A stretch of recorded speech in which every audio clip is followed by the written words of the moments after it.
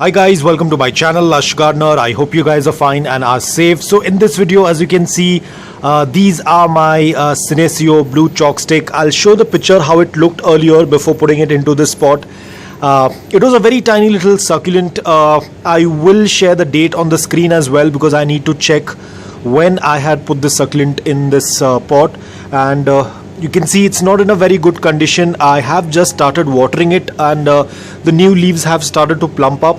But overall the succulent is kind of that big branch is kind of broken off, so I have to fix that, and I'm going to give some support for these guys as well. The reason is because it was not getting a lot of light, so you can see a lot of gap between the leaves. Ideally it should not be like that. So ideally this is how the leaves have to look. You can see the upper portion, it's more compact, you can see, and it's very healthy. The new growth is coming up very compact, so that's how it's supposed to look. Now because it started receiving a good amount of light, the upper leaves are coming up much better compared to the older ones. Now if I want, I can completely cut this off and restart once again, but it's a very huge plant and I don't want to cut it off. So what I'm going to do is I'm going to give some support for them. I'm going to use some sticks so that they can just stand upright. Probably I'll have to leave the sticks in that permanently until the stem becomes a little bit more thick. Right now the stem is very fragile. Now this is exactly what's going to happen when you don't give enough light to your succulents. The stems become really long and then they start to bend over here like this. Ideally these succulents also tend to grow really long vertically, but when they don't have much strength in their stem, they start leaning downwards, so it's not looking that great. So I'm going to put sticks or something in order to give that support for 1, 2, 3 and the fourth one as well. Rest of them will start growing easily. So let's finish that up. So these are some metal bars that I had that I'm going to be using as a support. So this one had a broken stem. The stem was already broken, as you can see over here. So I had to the stem was already, I don't know if it's visible, but the stem was already broken over here, so I had to move it. So I'm just going to plant it over here.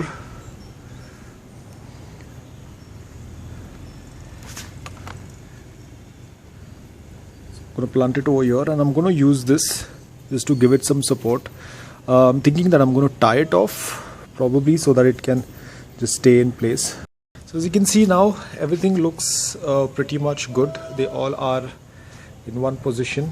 I'm not going to water it right now because, as you've seen, one of them I had cut. So if I'm going to water it, it's going to get rotted.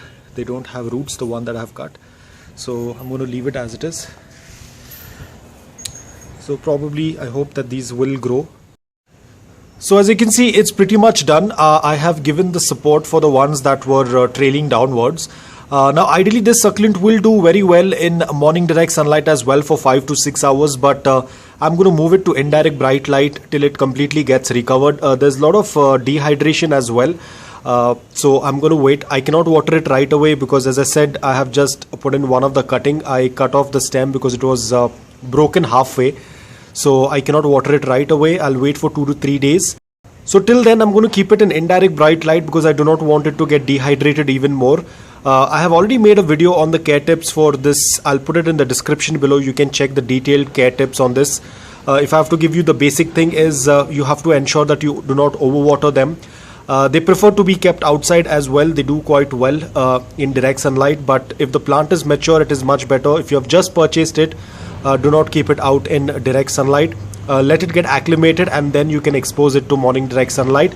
Watering, again, as you can see, you will find a lot of wrinkles on them. That indicates that they need water. This one is quite healthy right now. It's doing absolutely well, but the others are slightly dehydrated, so I'll have to wait for some time once they start to root. It easily gets rooted with stem cutting. It also gets propagated via leaves. You can even propagate it via stem cutting, separating of the offsets.